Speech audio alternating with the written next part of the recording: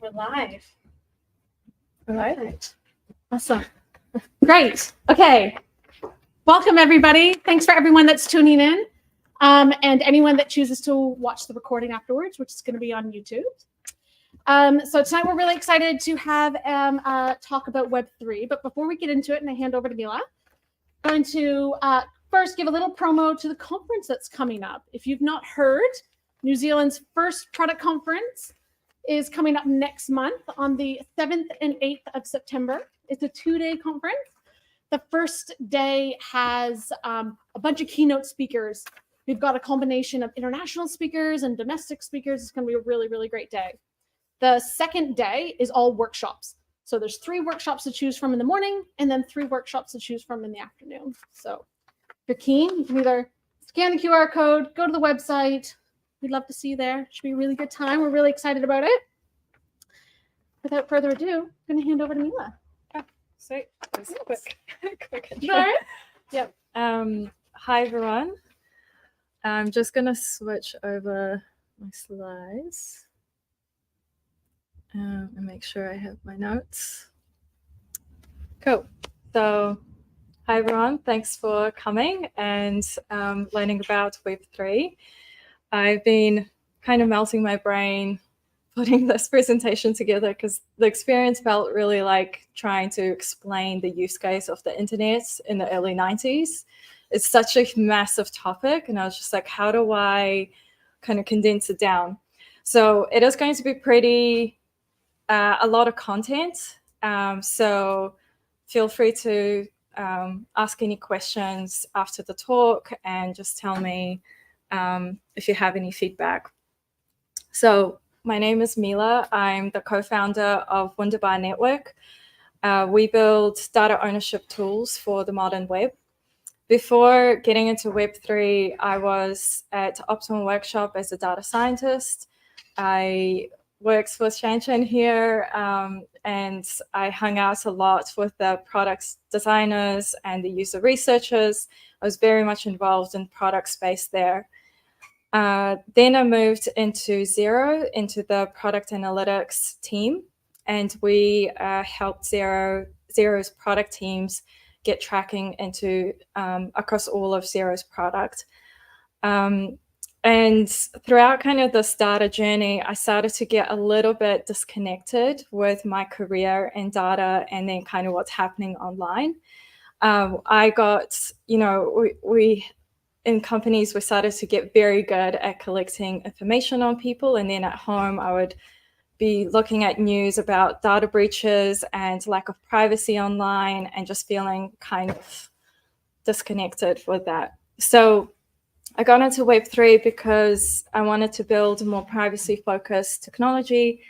And I stayed because I found an amazing community that really aligned with all of my technical values and my product values. So this is my company, Wunderbar Network. We have 2 products that we're currently working on. Mini Digital, we launched just 2 months ago.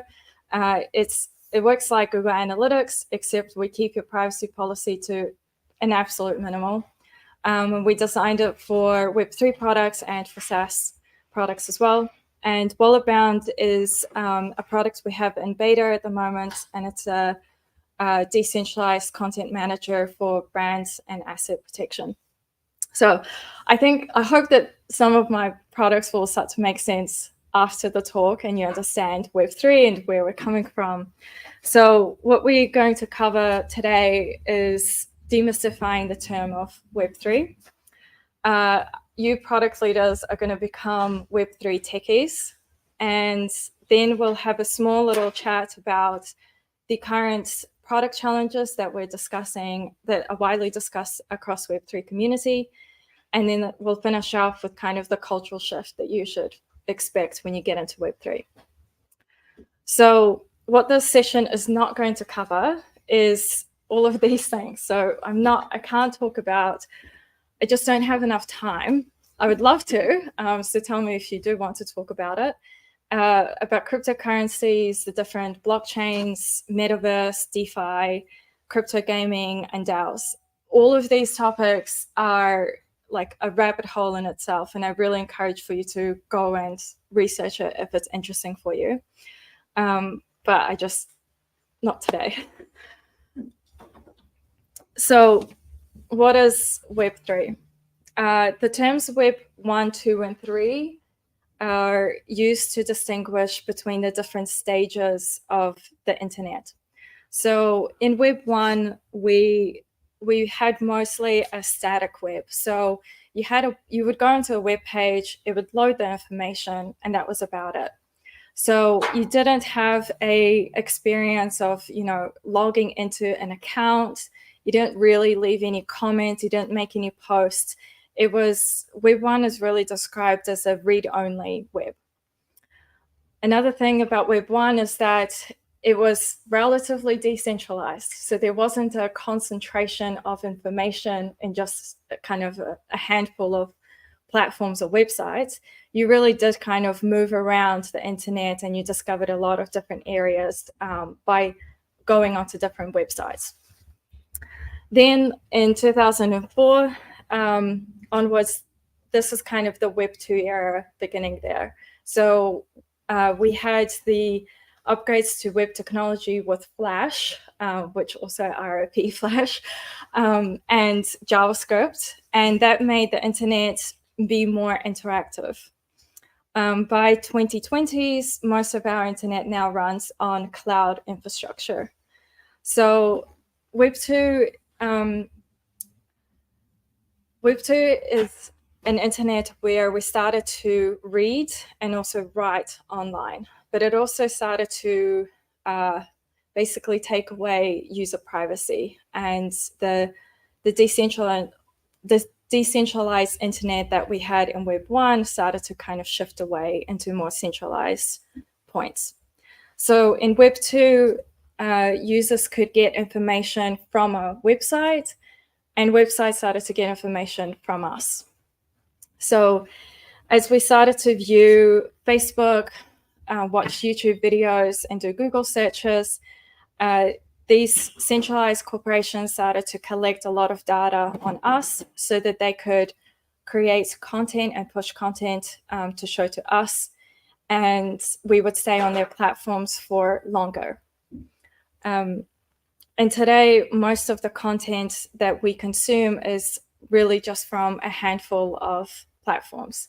There are really just a handful of centralized corporations that are more or less controlling the flow of information online. Web 3 is a new era of the internet. It's hard to say kind of when it's begun, and it's important to mention that it's kind of, it's not to say that there are hard lines between here. It's more like Web 3 is running on top of Web 2, or it's on the side, like adjacent to Web 2. Web 3 is described as the decentralized, distributed internet that powers the ownership economy. And this is achieved by new technology that's now available through a browser or through the internet, being blockchain, wallets, tokens, and encryption. The most popular blockchain or Web3 platform at the moment is Ethereum. It was founded in 2015, and that gave rise to a whole lot of new type of applications and new ways to interact online. The Web3 market in 21 was around 3.2 billion, and is expected to reach around 80 billion by 2030. And despite the current crypto market being in the bear market, there are still 20,000 active developers working in Web3, and that just keeps growing year on year, despite kind of the slowness of the market. So what can you do in Web3? The idea of Web3 is that people can exchange money and information without a middleman. So they don't need to do this like with a middleman, like a bank or a tech platform. Content creators and brands can publish content with digital scarcity now. So the content is has you are posting it, but there's also more value attached to it. And like what time.com is shown here, I hope you've been noticing kind of how they've been transitioning over Web 1, 2, and 3. They've also started to embrace Web3, where they're turning the front covers of Times Magazine into digital collectibles. So people that are fans of Time, that have been longtime readers, that are working on these magazines together, can now actually own part of the brand too. And this is done across so many different brands. A lot of luxury brands have already been working on hiring Web3 teams or working with Web3 agencies. So it's really starting to evolve. So yeah, this Time is just like one good example here.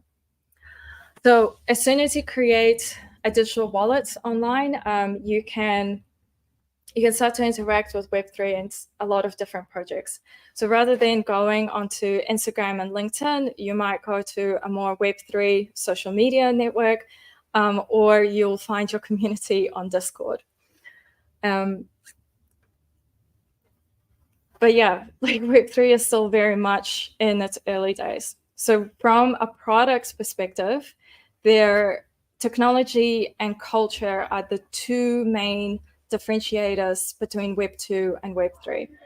So in Web 2, the products are they use centralized technology.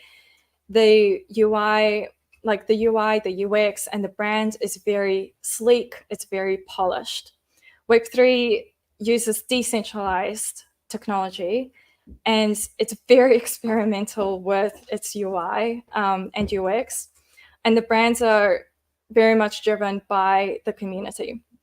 So my kind of hot take is that in Web 2, your goal as a product leader is to make the product most popular, whereas in Web 3, your goal with the product is to join conversations. And I'll explain a little bit more about why that is.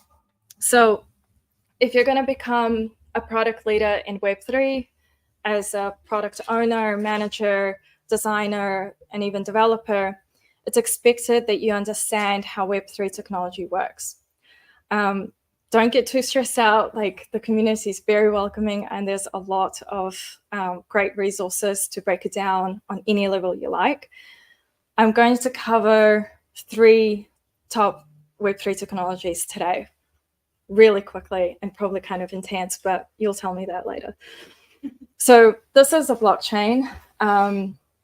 It's for trust and transparency. I wish it was as simple as a couple of squiggles, but there's a little bit more to it. So what makes up a blockchain is, it's in the name. Blockchain is made out of blocks of data that are chained together. So what we have what you put into the blockchain is information like a transaction. You need to try and think about a blockchain as being a publicly accessible database, like a spreadsheet that everybody can access. But there's definitely rules about how people can access what and all that kind of stuff. Blockchains are a distributed ledger. So the way that it stores data turns the data immutable. So it's very difficult once it's in the blockchain, for it to change afterwards. And the way it works is that we have a transaction. So Mary sent Alice some Ethereum. This block hash is like a fingerprint. It's the identity of this entire block, this entire thing. So if we changed Mary to Mike, this hash would change as well. And inclusive of this fingerprint is also the previous block's hash. So it's this one. In this previous block, we have an asset being created, like an NFT, and it's owned by Alice. It also has a block hash to describe this whole thing, and it has a link to the previous one. So this is why if at some point you wanted to be like, oh, I'm just going to change it that Mike owns this picture instead, this entire chain will change. And the way that blockchains work, they're distributed. So there's many computers controlling this current state of truth. And they'll be like, no, only this one computer said that Mike owns it. And 99% of us say that Alice owns it. That's the truth. This is something wrong with that computer. So that's why blockchains are very difficult to change or hack or manipulate the system. So I use the words centralized, distributed, and decentralized. These three words are important to understand kind of what are they actually talking about. So centralized is often the word that we use to describe, Web2 uses centralized databases. What does that mean? It means that the database is controlled by a single entity. So Google controls the data in your Gmail account. They're the single entity. It's in a centralized database. Whereas blockchains are controlled by a network of nodes. So there's many computers maintaining the state of the information in the blocks, right? And it's decentralized, meaning that there's no super admin to be like, Mike owns this and tell all the computers that Mike owns this. There's nothing like that. Data storage. So this, you need to kind of like wrap your head around this, but centralized means there's a single location. So there's like a singular entity of like a database in Azure or AWS, and it exists there. Whereas in blockchains, it's across multiple nodes. So if there's like that one computer that was saying that it's Mike that owns that picture got taken down, the state of the blockchain continues. Like it just keeps running. And the blockchains are a lot more resistant to hacking and data breaches, whereas we've seen time and time again centralized databases having data breaches and millions of personal information being leaked out or taken by somebody. So why would you use a blockchain? It's not like every company or every product needs a blockchain. It's definitely circumstantial. But if your product or service requires a high degree of transparency, security, and traceability, a blockchain is a fantastic solution. So it keeps historic state changes of data and digital assets. So you can answer things very quickly on when was this asset created, who created it, who now owns it, who owned it in the past. So this kind of product or technical solution helps build data trust or trust with your customers and your partners. So next thing is wallets. So we have a blockchain. It's run on computers or it's online. Wallets is how you interact with the blockchain. And we have wallets and decentralized identifiers, and they're designed for user privacy, or kind of the product thinking is think user privacy. So early Web2, we had this type of kind of user identifier. So just like a username, password, login, or email plus password login. Now in Web2, it's common to have like single sign-on. Google's like in there. A bunch of companies are kind of being like, just use our identity. But the problem is that in Web2, identity is created and managed in a centralized way. So you have entities of Google, Facebook, whoever it is, actually having control and managing that identity. So the other problem is that in Web2, your identity is often hidden from you. So you don't know like who's actually accessing the data associated to my identity. Or like if the state change of kind of like how I represent my identity, like I want to be able to control it, but it's in Web2, the reality is it's only with permission of a centralized entity. In contrast, in Web3, we just have this, which is you just connect your wallet.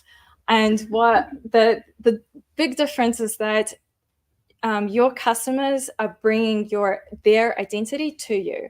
They plug in their identity into your product, and then they plug it out when they finish working with your product. So in Web3, there's no real risk of having, or kind of the importance of having, a centralized database where you are storing people's emails plus passwords, and that needing to be extremely safe and secure. In Web3, people just bring their identity to your product. So what is a wallet? A wallet is a software application. That's probably where, like, when I think Web3 products, most of the time I think about wallets as kind of my first example. A wallet is a software application that stores cryptographic keys. The keys are used to access digital assets and decentralized applications. So think about a wallet and these crypto keys as the same thing as your email plus password login. It does the same. Wallets are user-owned and controlled, and they can come in the form of a hardware, like physical device, or a mobile app, or a browser extension. So Ledger is probably the most popular hardware wallet. MetaMask is probably the easiest Ethereum-based wallet extension that you can sign up. And this is probably where I would recommend, if you don't have a wallet, try MetaMask. It's probably the simplest and most widely used. Talisman is the wallet that I like the most because their UX and their brand is just really delightful, and they put a lot of effort into it. So I just took a screenshot from their website about kind of what it looks like. So we have wallets, and we also have decentralized identifiers. What is a decentralized identifier? It's basically just this piece of information stored on a blockchain. So remember how we had like the transactions, and we could see like Alice sent some money, or she created an NFT or like an image. This would be what we would store in that block as well. And it represents identity of anything you need. So it can represent a person, an organization, a thing, a project, and anything else you need. DIDs are often used in conjunction with wallets. So the way you think about it is that a user may connect their wallet to log into your app, and this user may have a DID that's attached to their wallet identity that gives them additional privileges or kind of account control within your product. DIDs are also used for club memberships. So rather than like signing up and giving, like, Farmers or Briscoes doesn't have, like, they're not Web3 yet, but like rather than giving them your email and phone number and then also setting a password and remembering that, they could just issue a DID, and it's just one form of identity that works for them. That's it. There's no need to have like a huge amount of personal information exchanged. So if you do have a wallet, I do ask for something. Mini Digital is a product that I made. We got it listed on the DAP list, which is a discovery platform for Web3 tooling. And it'd be super cool if you could go vote for Mini Digital so that it's listed more permanently on the DAP list. Mini Digital is, like I said, like a Google Analytics alternative. And there's a lot of Web3 companies that are not tracking their products yet because of privacy concerns. So we made Mini Digital for them to just continue tracking that while respecting user privacy. Yeah, so please do that. That would really help. Okay, last one is NFTs. So this is probably like my favorite part of Web3 is with NFTs, and therefore authenticity and ownership. So NFT stands for non-fungible token. We have fungible tokens, and then we have non-fungible tokens. Fungible tokens are like Ether or New Zealand dollar. So if I have a gold coin, $1 gold coin in my pocket, and Chelsea also has a $1 coin in her pocket, and we exchange those coins, the value of how much money we have in our pockets stays the same. So it's not unique value, they're fungible. Whereas I have some gold rings, and Chelsea also has a ring. Those are completely different value items for many, many reasons. So in blockchain, they needed to represent kind of two systems. So things that are fungible and the same, and things that are definitely unique and valuable in different ways.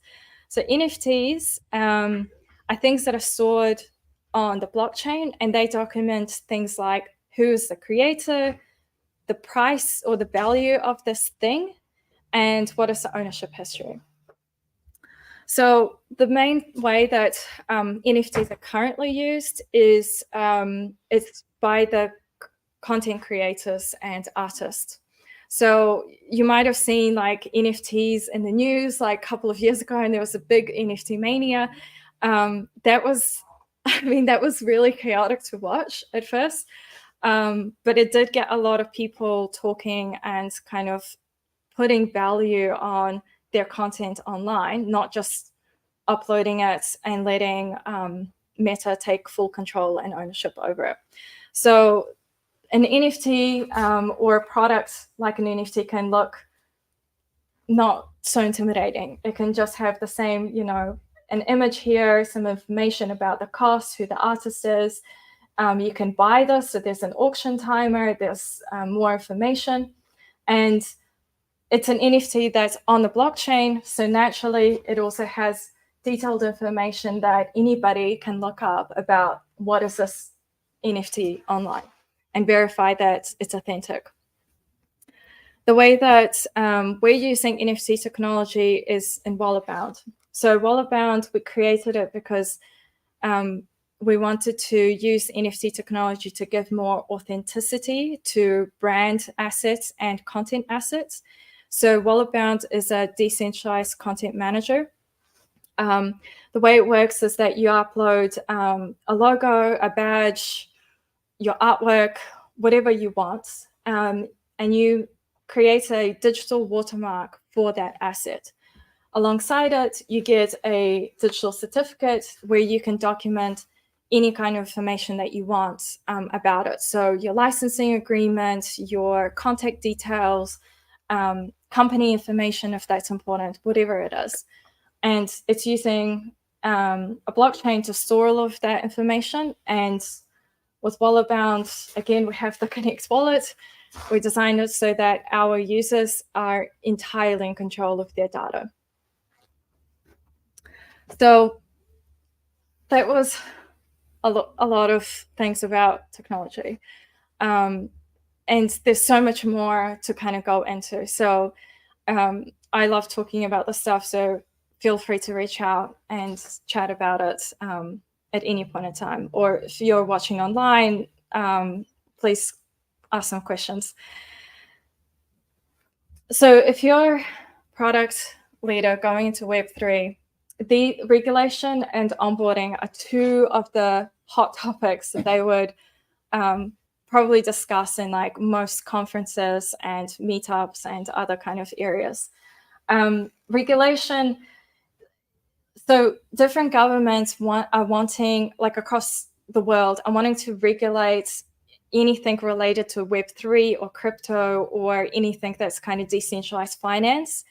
But it really varies about how clear that is. So in the US, there's been a lot of struggle where the government is basically like, I want to regulate all of this Web3 industry extremely strictly, but I will, like, there's no clear lines or definitions about what they mean by that.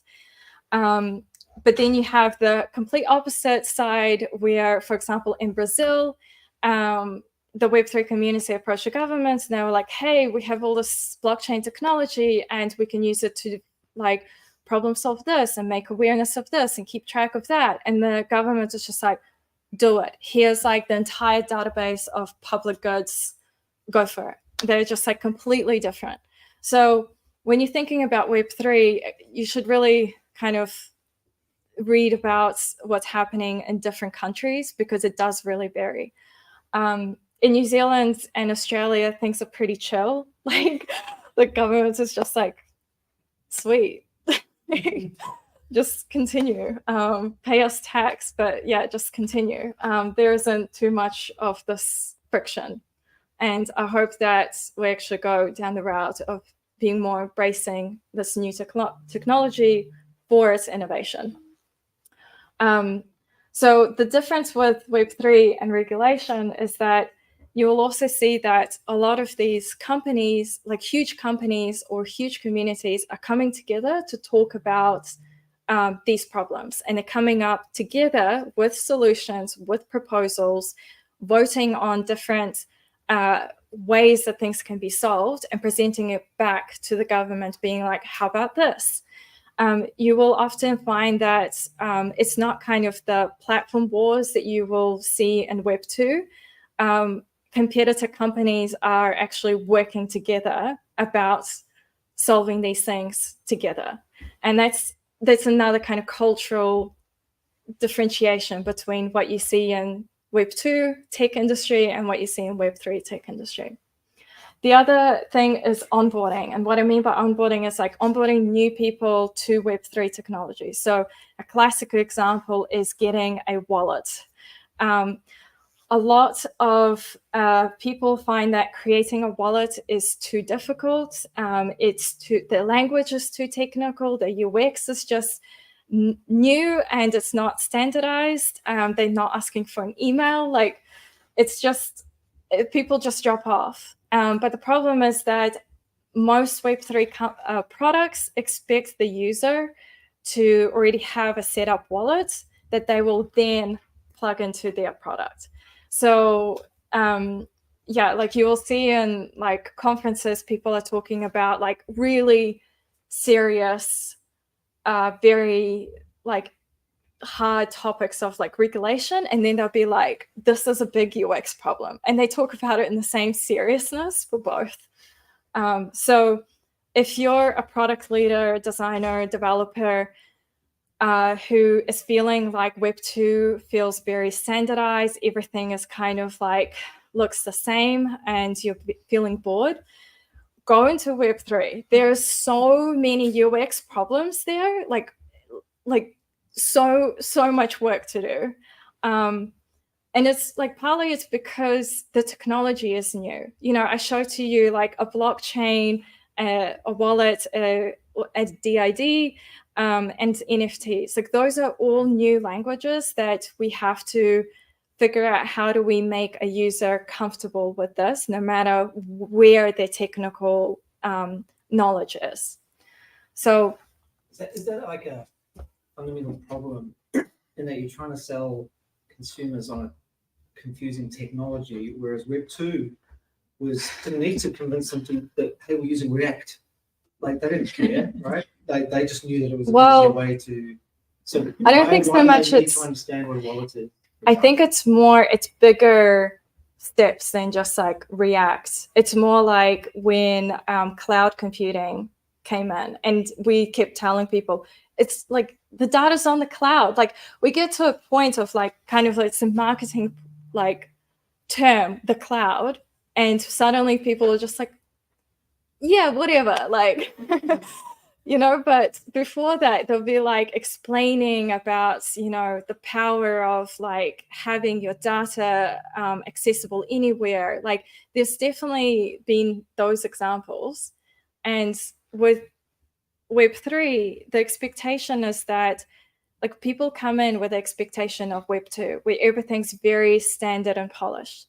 Like I won't go back, but like, you know, Times Magazine or Times.com website in 2004, or I can't remember my example, and then like 2023, it looks different and the technology underneath it is different. But the way it's packaged up, you know, people have really worked on, you know, how you actually explain this technology. Can you explain how the user interface would change if you had like some local single entity owned database? Yeah. Storing your transactions. Yeah. Say a bank use just traditional technology, and then a bank goes, "Oh, we want to be Web3." Yeah. I mean, do they just go, I don't know, change the database connection string, and the UI looks the same, but now all your transactions are going through? I believe that it will transition in that way. Like, I believe that. Because that's why you don't need to don't need to explain what blockchain is at that point. Yeah. There's no UI, there's no UX challenge. Yeah. Except for like, if you're like, for example, what happened with NFTs and content creators were like, I worked for hours on this digital art piece. I'm going to mint it on a blockchain. And they were like, I have no idea what this means, but like, is it online basically is the questions that they would ask. And so kind of quickly, there was a transition in the UI where the interfaces would be like, you know, minting flow would take like 16 steps, and they were very, very clear about every single minute detail that was happening, to now it being kind of one page with like maybe 2 sections. And then once you clicked a big button, it was just like, you've done it. Like, view your asset now, you know, and see the blockchain details here. You know, it was just, they changed their language very quickly. Yeah. Kind of just wanted to do a quick translation. So I know nothing about Web3, but I did go to UX New Zealand earlier this year, where Donna Spencer, she's a UX designer who just went into a whole adventure about like learning about Web3, and she kind of uncovered a whole lot of like UX issues. Some of those Mila touched on. So I guess as a product person, Toke's question is probably, what is the problem here? So the example of what Mila was saying is, the problem is like the users have an existing mental model of how things work online, but when they interact with Web3, that mental model doesn't work anymore. So the example Mila gave about like a transaction of a token, it's like, it's actually really ceremonial. Like, once you buy this thing, you really have ownership of it. But because we're so used to browse things online, I look at this thing, it doesn't feel like the ceremony is not done just normally. That's a good example of where the technology is enabling a completely new human transaction. Yeah. And so you are, the technology and the transaction, the human experience, they are the same thing. So yes, you have to explain and it will impact the experience. But I get that one, but I don't understand how Web3 changes the UX in blockchain's examples. For example, even having a wallet. I mean, wallet's possibly the wrong name for it. Maybe some marketing problems. But like, it's more like a passport or ID. Sexual authentication. Someone can answer that. So I started my journey into things like trying to get a MetaMask wallet in order to buy cryptocurrency, and my brain was bleeding out of here. It took weeks, and the problem is that you spend weeks learning, and then you go away and you do other things for a few months. You come back to it and you're like, you've got to start at the learning curve all over again. So I don't see this as a product problem. I see this as a UX. I see it as an experience design problem. Yeah. Because even something like MetaMask, which you said, and I agree with you, is one of the easier experiences. I was trying to buy coins on PulseX, on the Pulse chain, and it's insane. And I think the reason is that something like MetaMask has been designed by mostly dudes who get the underlying technology and don't feel that they need to explain the interface to anybody who doesn't get it already. Yeah. And so the interface is incredibly minimal. You have no idea how to approach it. Yeah. So it's back to that thing about mental models. Yeah. And then you start trying to get deeper into things like PulseX, as the fear involved in trying to understand what's going on is nuts. So there's a whole discipline, I would say, of Web3 communication. Right? You talk about science communication, but what you've done tonight, I think, has created a really good grounding for everybody to understand the basic building blocks of it. That's missing in almost every product you come across. Yeah. So I think it's literally these kind of questions that are really common, like now are actually being brought up in Web3 conferences or communities. They're now being like, like, wait, they don't get this? Like, why? Like they just, why should they get, you know? like you normally in product, we start from Don't a make me human. think. Yeah, don't make me think. Yeah. Like, I shouldn't have to understand the technology to Yeah. be able to interact with something that has value to me. So Yeah. I think it's a communication problem. I think because it's like you've got to start with a problem, and Web2 had a very clear problem that was not technical that it was trying to solve. Web3 doesn't seem to have one. Oh, it does. You mentioned a few, but I reckon more emphasis needs to be placed on the ownership of data, privacy. Like, why would it, like if Xero decided we want to go full on Web3, I'm assuming they can't just change all their tech to be Web3 in anything under years of effort, right? It took them 3 years to get into AWS with just a transactional database.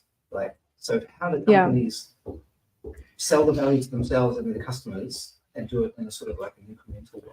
Yeah, there's a lot of things at play. Like, I said that like Web3 started, 2015, Ethereum launched, and the people that first adopted Ethereum were engineers. So people that studied computer science, they work as engineers. And still it was kind of like, if you were maybe very beginning of your tech career, it was pretty hard to understand what it was. And that's kind of the fundamental of it. Why product leaders and Web3 need to understand Web3 technology? It's because still today, most of the Web3 community is technical people. There's not enough designers, there's not enough product, kind of human-centered designers and product leaders in that space to be like, we don't need to show them the whole transaction. That's for a very particular type of user. Is that even who interacts with our product? So slowly these things are being asked. And that's why I brought it up as kind of like, it's something that's being communicated through the different events. Sorry, so I understand that there are something like 160 countries working right now on central bank digital currencies. Yeah. In order to make that a thing, like for people to actually adopt it, somebody's going to solve the UX problem. Yes. Is that being worked on as part of CBDCs? Yeah. So the question is like, if we have countries working on essential digital currency, surely somebody's working on the UX problem for people to even get a wallet. There's literally entire like agencies, teams, DAOs, which are like kind of the Web3 crypto communities that are working just on onboarding as a problem. Like and this is kind of my advice when I have like, especially designer friends that are like, been working on products and they're like, I'm kind of bored, like, what do I do? And I'm like, Web3. And I like try not to be too excited or scare them away at the same time, because there's so many things for them to work on. And there's certainly a lot of people that are figuring this out. And it will take time. And I think that there is starting to become kind of there's enough kind of experimentation in the field about how you do it, what's working and what's not, that people like Web3 are starting to standardize on what is the right approach and what isn't. Yeah, just a couple of comments. So I think that, and you talked about this before, is that it's not a transition from Web 2 to Web 3. Yeah. Everything's going to be Web 3 moving on. A company like Xero would never come across to blockchain. It's too slow, too expensive, and possibly like not proprietary enough. So the people that are left thinking about the value behind Web3, and if we discount crypto speculation for a moment, which is like a massive thing to discount, right? You go, well, who's really interested in this? Well, it's people that are really interested in decentralization and privacy, and maybe have issues about, you know, government control and other pieces like this, right? Which is super niche at the moment, but is also getting, there's more discussion about it. You know, like the World Economic Forum came out, you know, like they will own nothing and they'll be happy about it. Right. Well, for lots of people, they probably will be, right? You know, people go, oh, I've got my money in the bank, whatever. But for a certain subset of people, that Web3 is a big solution for that. And could those big companies, say you file nude on the next Meta, like could they build a new company from scratch? Does it make any sense to build those sorts of high volume, high speed transactional social companies? Could they build on this technology? Definitely, and they are building it. So, like, I would say that blockchain can be very fast.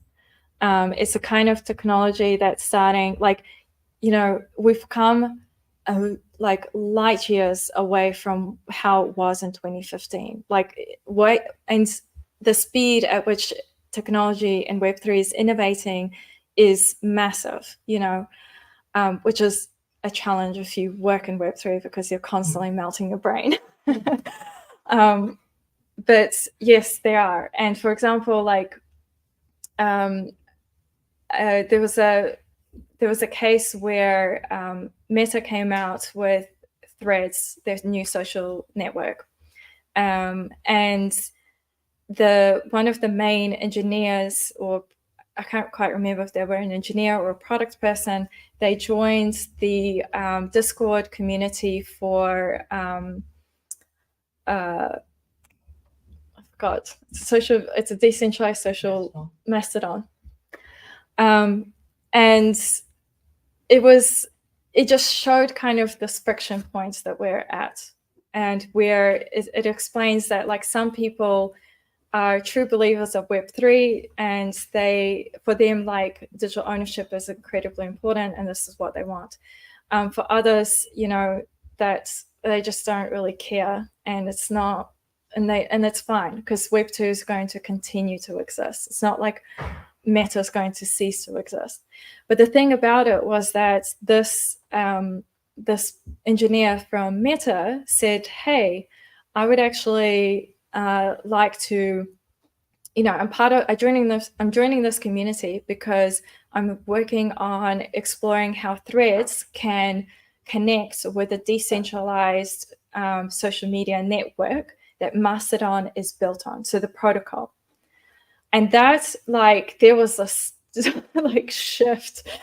Some people were like, hey, this is great, welcome, these are our resources, this is our community guidelines, this is how you can onboard your technical teams, and these are all of the requirements.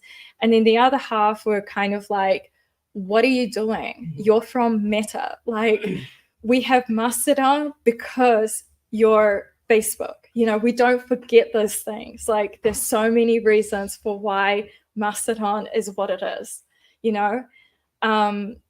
So, like, it's hard to say, you know. I think that, you know, the fact that even, like, Wunderbar Network, we are primarily, our section of Web3 is data ownership. And we see that, like, Google Cloud, Azure, and AWS have Web3 initiatives. They're desperately trying to stick with the trends of being with Web3. So I can't say that, like, you know, these big enterprises are not going to consider Web3 technology. I think it's very difficult for them to say that because it means that they're admitting kind of defeat of the technical evolution, that their product, like, technical debt happens. And the matter of fact is that, like, a lot of Web3 technology is making things faster, cheaper, better. These things will naturally kind of seep into Web 2 at some point. Just how, with cloud computing and mobile were kind of new things, and some companies were like, I don't need to have a mobile app. I don't need, like, all of my users are using their desktop. That's how they do it. But now they have a mobile app. So where it's going to go is hard to say. How does technical debt work? I mean,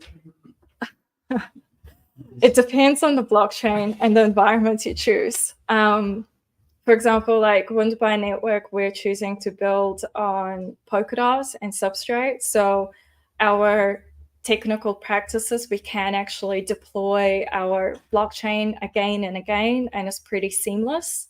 But if you're, for example, on Ethereum and your product is essentially a smart contract, it's like that transaction block. It's more or less locked in. So you figure out how to make that agile. They're like the technical, like, cultural shifts in Web3 is an entire other topic entirely. But in Web3, I think that the main thing is that Web3 isn't like you ignore everything that there is in Web2. It's like taking the best strategies of Web 2, and now you're figuring out and playing with new technology and figuring out, like, new ways to problem solve. So don't forget the kind of, like, engineering best practices and planning and working across your entire diverse team. That's still incredibly important. So the last section of cultural shift. We talked actually a lot about this, I think. So when you meet people that say that they work in Web3, a lot of them agree that the vibe of Web3 is completely different to how it feels working in traditional tech. And it obviously depends on which community you join or how you interact with the different communities. So just like a quick kind of how I see it, and it's totally just my opinion, but when you go into Web3, you might go and interact with the gamers and collectors. They're primarily obsessed with NFTs. That's their thing. Then you have the super serious crypto and finance people. They're entirely focused on regulation and making that, like, actually clear and possible to build products and continue to build products. Then you have the social innovators, which is where you have, like, a large portion of the technical community that they really understand the opportunity that is present with the ownership economy and using Web3 tools to build out on this opportunity.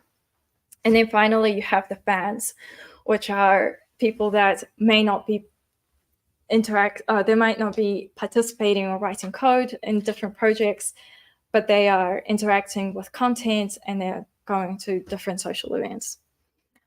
So if you're a product leader going into Web3 products at the moment, this is kind of the vibe that you're going to get. The way that you bring your product to market and the way that you position your product is completely different compared to Web 2. So in Web3, in Web 2, the kind of idea is that you do very polished advertising, your brand is very slick, all of your messaging is extremely consistent, and you are very kind of almost like a Barbie kind of persona. You're just very structured and everything's very clear. Whereas in Web3, it's different. So, like, the way you bring a Web3 product to market is by really getting closer to a particular type of community, which has your target audience in it. And you mainly focus on community engagement and bringing your product to this community rather than making it extremely like, you know, out of the gates, everything's done, completed, polished, et cetera, et cetera. Web3 is way more experimental. So you have to be a lot more willing to jump into, you know, different plans or just trying things out or jumping into community and having a chat. A lot of Web3 companies or products, they don't really have the whole like intercom kind of thing. It's still there, obviously. But what they prefer instead is to open up a Discord channel where they can have more live communications with their customers or their community. It's a lot more kind of in the moments rather than just expecting somebody to open up that intercom and give you almost a formal feeling of like the feedback is this. So as a product leader, you should be quite comfortable about jumping into online conversations, like replying on Twitter, replying on Discord, announcing kind of who you are and what you're doing for the product or how you represent the business. The other challenge is that Web3 moves very fast. So fatigue is real. The technology keeps innovating and it just gets better and the problems are being solved.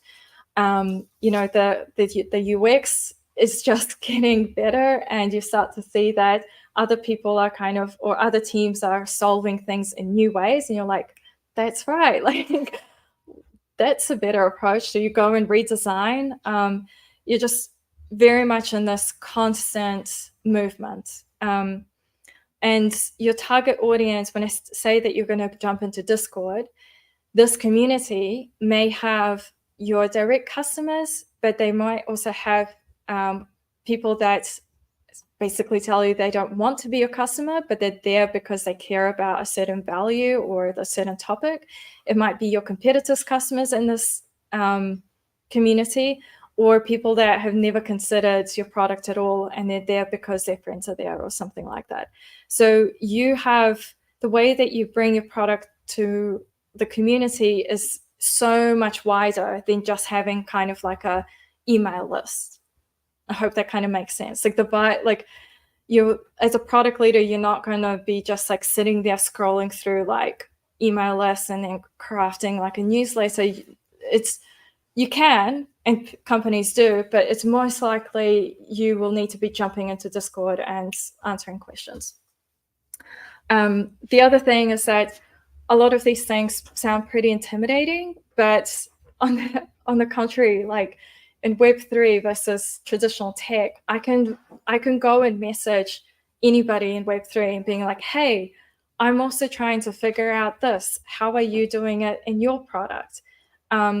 Whereas some of the Web2 traditional tech, they can be kind of elitist, where they are just like, oh, like, you know, I'm too high up to like answer your question or to connect with you or to reply. Like I'm only like a keynote speaker at a conference. Web3, they will jump into an 8 a.m. phone call if that's a suitable time for you. You know, like it's extremely welcoming. So if you're a product leader or considering coming into Web3, just remember that people are actually very friendly and they do want you to be there and they will help you to get your bearings with whatever you're interested in. So that's it. Learn more. I would recommend the Alchemy Web3 University. Even if it's perfect for anybody that does know how to write a little bit of code, but there's definitely an entire track in there where they introduce, they explain Web3 tech for people that don't know how to code and never done it before. So I've had a lot of friends recommend this that have done it themselves.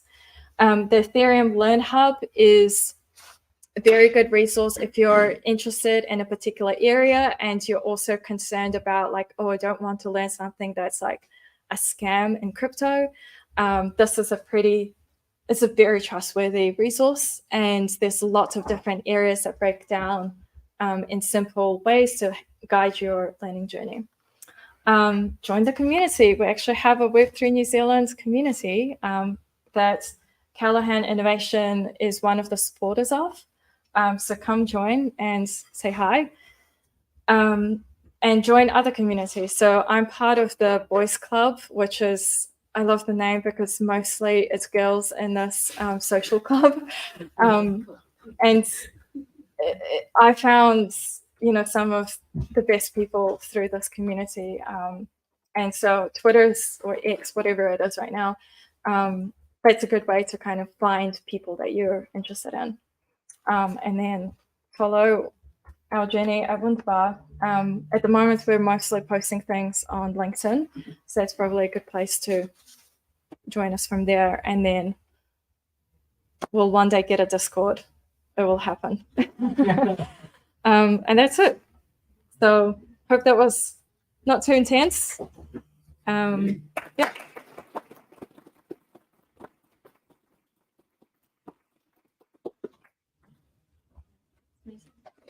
Do we have any questions? There are a few questions from the RSVP. Oh yeah. One, I'll give you one. If I'm a startup owner thinking about going into Web3, what's the biggest risk for me to consider? That's so hard. I'm kind of startup owner. No, I don't have any context. I think, that really depends on a lot of things. I would say that as a startup owner, you should really actually consider joining some Web3 communities, because even if you don't if you, at the end of the day, decide that you don't need a blockchain or you don't need to create NFTs, whatever it is, that's fine. Web3 communities are innovating so much on new ways of iterating on existing technology. So it's just a really supportive place to go. And I don't think there's a lot of risks of starting in that space. Maybe a considerable risk is if you have, if you're considering creating your own cryptocurrency. I mentioned regulation is a really hot topic and big challenge right now. That would be a risk. Again, find a community, because literally everybody's rallying together to problem solve this. There's plenty of people where you can ask a specific question, being like, I'm considering this, should I do it? What's the risks? What about hiring They'll people tell you. to build on this tech? That must be a smaller pool of people that do it. You'd be surprised. I've in New Zealand, I found so many people that work for maybe a huge, they're the lead thought leader for Web3 products, and they're leading all of these engineering teams, and they actually live in the middle of nowhere in New Zealand with a Starlink satellite. And I'm just why? Why aren't you coming to a meetup, or can we have a beer? This is crazy that you're here. I think New Zealand needs to have more regular Web3 community events, because you'd be surprised how many people actually have done a hackathon at least. And there's so many, again, Web3 is kind of the biggest crowd is developers. If you're a developer, it's kind of like a haven. You've got so many resources, guidelines, and everything. So hiring is kind of not so much of a problem. It's more about kind of what's your intention. Why, don't just hire somebody to build your blockchain because you think it's a trendy thing. Along that line, I was just going to say, I think developers is quite global, right? You can so work rather from than thinking anywhere. about what's available in New Zealand, I have lots of friends that are working for North American companies and Southeast Asian companies or blockchain companies. And in the same vein, there's that pool of talent that's available to work from an engineering perspective is quite global. Yeah. And they're quite happy working in that distributed environment. But I think to like the UX problem, how do you make a good product and customer experience person that can solve problems that are not just engineering led, but actually customer led? That's kind of where some of the talent and bringing teams together to solve that problem is challenging, especially got sort of different time zones. Yeah, there's a lot more scarcity for designers and even like front-end engineers, you know. So you mentioned that at the start of your talk that the thing that you're most passionate about is protecting people's digital identity and information. Yes. So, and I can totally see how people would want to protect their information given the number of data leaks. Can that Web3, can your information and a digital ID interact with a Web2 technology? Because I think that's from a product perspective, that's the problem to solve, right? Is can I take my digital identity and use it with New World, Briscoes, Farmers, you know, every Web2 experience out there. Is that possible? Or do all those brands need to be on board in order to? Yeah. I think the answer is yes, it's possible, because the way that a lot of Web3 technology is built is on protocols. So protocol will tell you like this is a standard way of like sending this information or authenticating an identity. And so no matter kind of what flavor you have on top, whether like the user is deciding to manage their identity using one wallet for all of these things, or they have separate kind of, you know, they use DIDs, so like those decentralized identifiers, and I don't know, they have a different way of managing that. There is a protocol of how you do it. So in the future, it will be similar to how today we use different email clients. So some people send email through Gmail, others use Microsoft. The email protocol is the same. So you have a choice of, users have a choice of what kind of software they have. And so companies like Web2 companies will also have a choice about how they actually use that information or interact with it. So I think, yes, it's totally possible for an interaction between Web2 or like today's tech and kind of what future Web3 tech is kind of being built. They can definitely interact. Yeah. I think there's also like an interim solution, which is some Web3 companies I know are adopting existing Web2 authentication techniques to then allow you to log in to a Web3 experience. And behind the scene, it does a bunch of things, which it might create like a custodial wallet or a non-custodial wallet. So that you can take your email and continue to do New World and use that same email in the Web3 experience. Yeah. That's kind of like the existing, that already exists to some extent. Then the other way around is, you know, potentially they could use something like Wallet Connect or other things that. There's OAuth. Yeah. So you can use like Web3 OAuth as a provider which connects to your wallet, and then it issues a similar like single sign-on experience using the OAuth protocol as an example.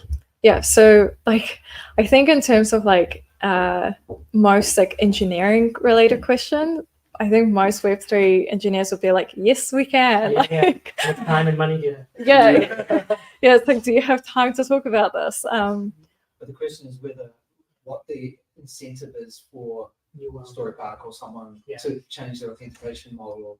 Will it, because your authentication might be nice and clean with this Web3 technology, but then now they've got your token in here, they can do whatever they want And with Story Park. I think that comes down to how privacy breaches are regulated. So you look at Australia, like this massive hack of which company was it? It was a telco. It was a telco. It's basically like a third of Australia's population had their data.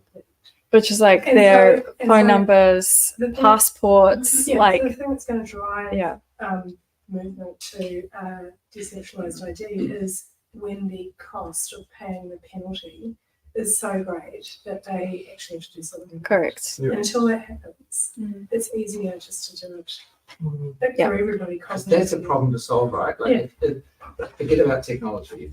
The problem that exists today is that I've got all sorts of logins, my private data, my email address, my address, my phone number, all over the place, right? I don't have any control over who has what version of that data that I put into their website. Yeah. That's the problem that everybody has. And it's what, government tried to do with Real Me in a very small scale, right? Yeah. But if you can do that globally, like that's the problem. Yes. It's nothing Yeah. to do with Web3. Web3 is a solution to that problem, potentially. But I reckon that's the sale. Yeah. The sale is not convincing people to understand blockchain. Isn't that like WorldCoin? Well, I was gonna say there are bodies of I don't know, people that are working on standardizing online identity. So like I think like W3C, like they've been working on kind of creating these like web standards, and they work with different governments. They work with big enterprises over the years. They've been around forever. And they are working on creating these standards. So what you see in Web3 is that really kind of a lot of builders will, reference or refer to these protocols and being like, this is probably the best way because can be standardized and globalized. So, but for a long time, it's a bit of a two-way problem. Like for a long time, it was just never like really accessible if you were a user and you wanted to do this, or if you were a business and you wanted to do this, in terms of kind of like the rules were there. It's kind of like a recipe sheet was there, but there was no like tutorial to tell you like actually you need a knife and you need like a whisk and you need these tools to actually make this happen. And the other thing is that like a lot of our tech companies are like data obsessed. They now, especially that they can use AI and generative AI to crunch through this data even more, I think they'll be very reluctant to actually have users take their data with them. And so kind of my thinking is that there'll be a lot of companies that may create some sort of like Web3 thing where you don't have to plug in your email, but they will take every other personal information and they will keep it centralized to them, not giving it to you. Or they will just not do that because they'll be like, why bother? Because you can log in and I've already nicely created this account for you. Like, why are you complaining? So like, yeah, when I sometimes talk about Web3 to like other people that are in Web3, I'm like, dude, do you think this will actually happen? Or like, or is this going to kind of die because companies are already so comfortable with data and now they can do even more with it. So why would they let it go? But then you have the other side of like, I had a conversation with a lawyer this morning, or like, I think Monday morning, and she works, she works close to privacy law. And she's like, it can't continue because the reason why we have privacy law is because the actions and data ethics have been hurt and they really do damage a lot of people, and this will continue to happen. Companies need to be responsible for their data collection and their data use. And it's becoming even more highlighted with AI. Like if companies are going to be making decisions that are algorithmic driven rather than human driven, it needs to be a transparency. Problem with Web 2, which is kind of what Wunderbar's mission is, transparency is actually an engineering problem. Centralized, single entity silos. It's very difficult to move data and make it transparent in a secure way. So, that's part of what, we've created with, it's part of like what Wunderbar Network blockchain is able to do. It's able to create these data pockets and make things transparent. And we're advertising, our technology solutions to both Web 2 and Web 3 companies because they actually both have data transparency issues. Anyway, I can talk about this forever. But thanks so much for listening.